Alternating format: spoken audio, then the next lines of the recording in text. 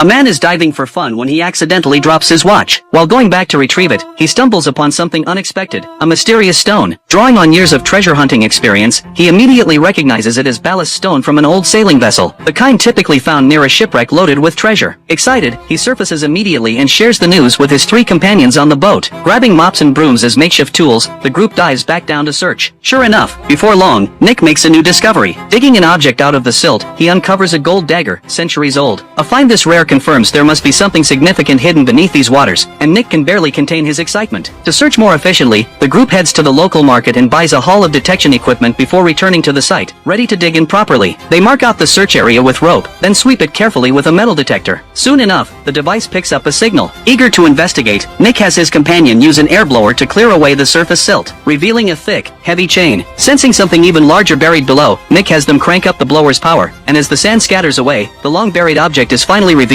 an antique cannon, centuries old. To haul the relic up, they tie ropes around both ends of the cannon and inflate lift bags on either side. With a combined effort, the massive object slowly begins to rise. Just as they prepare to bring it back to the boat, Lisa, keeping watch up top, suddenly hears a siren, a routine Coast Guard inspection. Panic grips the 3 divers below. They know full well that hauling the cannon up would expose the entire site, and authorities would likely seize control of it, leaving them with nothing. To avoid this, Nick signals Jack to release some air from the lift bags, keeping the cannon stabilized underwater for the moment. But as Jack opens the valve, he accidentally lets out too much air all at once. The multi-ton cannon instantly loses buoyancy and plunges straight toward the seafloor, with Jack's arm tangled in the rope, dragging him down along with it. In the worst possible timing, the cannon lands directly on top of his arm as it settles. Worse still, their oxygen supply is running dangerously low, forcing the 3 to take turns breathing from what little remains. Realizing the gravity of the situation, Nick and his girlfriend rush to help. But the cannon is simply too heavy, and despite their best efforts, it won't budge an inch. With time running out for everyone, Nick makes the desperate choice to remove his own oxygen tank, pumping every last bit of air into the lift bags. Together with his girlfriend, they manage to lift the cannon just enough, barely enough to free Jack and save his life. By the time the 3 resurface, the Coast Guard has already left. Despite the close call, none of them are ready to give up. The discovery of an antique cannon strongly suggests a treasure-laden shipwreck lies somewhere nearby. The next day, they widen their search, determined to bring up every relic the seabed has to offer. But as they search, they stumble onto something unexpected, a massive field of metal wreckage. Following the debris trail, they find, looming ahead, the remains of a crashed aircraft. Nick can hardly believe his eyes and rushes to the surface to tell the others. The group dives down together to inspect it. But the moment they enter the fuselage, what they find leaves them stunned. The cabin is packed with tens of thousands of units of contraband. Clearly, this plane had been used by drug traffickers to smuggle illegal goods, and some unfortunate accident had sent it crashing into these very waters. Nick is rattled by the discovery, but Jack, surprisingly, is thrilled, even considering taking a package back to sell. Nick refuses outright, knowing that if police ever caught them with contraband like this, they'd be locked away for good. Money like that, he insists, he'll never touch. He slices open one of the packages with a knife and dumps the contents straight into the ocean. Back home, Nick's girlfriend, Xiaomei, suggests reporting the wreck to the police, but the others immediately object. Reporting it would mean the entire area gets sealed off by authorities, and the priceless treasure on the seabed would be confiscated along with it. Instead, the group proposes salvaging the treasure first, then reporting the plane afterward. Everyone agrees it's a solid plan. Everyone, that is, except Lisa, who's already begun scheming on her own. The next day, while the others search for treasure, Lisa quietly slips away to the plane wreckage, intending to smuggle a few packages of contraband back to sell on her own. But the moment she squeezes into the cabin, her oxygen tank gets caught on the wreckage. Meanwhile, the others notice Lisa has been missing for too long, and Nick, sensing something is wrong, grabs an extra oxygen tank and dives down to search. Suspecting she might be trapped inside the wreckage, he doesn't hesitate to swim in after her, and sure enough, finds her tangled inside. Thankfully, Nick arrives in time, and Lisa narrowly survives. Back home, the group digs through old historical records and learns that the relics they've recovered likely belong to a wealthy French merchant's cargo ship from 300 years ago. According to the documents, the merchant, fleeing wartime turmoil, had loaded a fortune worth billions onto a transport vessel bound for France, only for the ship to be attacked by pirates en route. Both sides suffered heavy losses in the ensuing battle, and the ship sank without a trace into these very waters. Thrilled by the discovery, the group plans to return to the site the next day, determined to claim the fortune for themselves. But unbeknownst to the others, Jack and Lisa are already plotting behind their backs. Under cover of night, they sail back to the plane wreckage and quietly smuggle out several packages of contraband, planning to sell them to a local gang the next day. What they don't realize, however, is that this contraband belongs to the very gang they're trying to sell it to. The goods had gone missing from this exact crew. The two are caught and held captive on the spot. Before long, Nick receives a desperate message from his 2 friends. The gang's leader gives him an ultimatum: salvage every last bit of contraband from the seabed within 12 hours, or his friends die. Forced into a corner, Nick has no choice but to agree, desperate to save them. His girlfriend, however, refuses to work for the gang and pulls out of the plan entirely. As Nick dives down to recover the contraband, hand, he stumbles, almost by accident, onto the legendary treasure-laden shipwreck itself. The very vessel known as the West Wind, the one they'd been searching for all along. The discovery leaves the remaining group ecstatic. This is, without question, the long-lost treasure ship from centuries past. But faced with this staggering fortune, none of them dare touch it. Not while they're still bound to the gang's deadly ultimatum, racing to haul thousands of pounds of contraband out of the plane wreckage before time runs out, or face being torn apart by the gang. But as they work frantically to move the contraband, none of them notice a shark has already zeroed in on them. In the next instant, Lisa is bitten. Forced to act fast, they cut the ropes holding the contraband and rush her to the hospital. But tragically, her injuries prove too severe, and she dies. Hearing the devastating news, Xiaomei rushes back to stand alongside her boyfriend. But with the delivery deadline already upon them, the gang quickly corners them. In the chaos, Nick urges his friend to get his girlfriend to safety while he stays behind to stall the gang. To buy himself a chance at survival, Nick reveals the secret of the treasure ship, claiming it's worth hundreds of times more than the contraband, offering to disclose its location for free if they'll simply let him and his friends go. The gang takes the bait immediately. But when one of the gang's lower-ranking members leads Nick to the boss's yacht, they find the interior already in chaos. The boss himself lying dead from a gunshot wound. Before the underling can even process what's happening, he too is shot dead on the spot. It turns out word of the contraband had leaked, drawing the boss's rival, the menacing Sang Biao, who had come to seize the goods for himself. Seeing this, Nick bolts and dives straight into the open sea. In the water, he's in his element, easily losing his pursuers. But the moment he reaches shore, he gets a call from Sang Biao. His girlfriend has been taken hostage. With no other choice, Nick leads Sang Biao and his men back to the plane wreckage site. What they don't know, however, is that Nick had already hidden his friend inside the cockpit beforehand, who ambushes and takes out Sang Biao's underling. Sensing danger, Sang Biao scrambles to reload his weapon. But Nick is already aiming a gas canister directly at him. The next instant, with a deafening explosion, Sang Biao and the plane wreckage alike are blown to ash. With the crisis finally over, the group sets about hauling the antique cannon up to the surface. But just as success seems within reach, the rope suddenly snaps. As the cannon plunges back down to the seabed, it accidentally tears open a gap in the shipwreck's hull, revealing it to be packed full of gold bars. The group dives down without hesitation, finally uncovering the treasure beneath, and with this staggering windfall, they finally rise above their old lives and ascend to the very top. The film ends here. See you next time.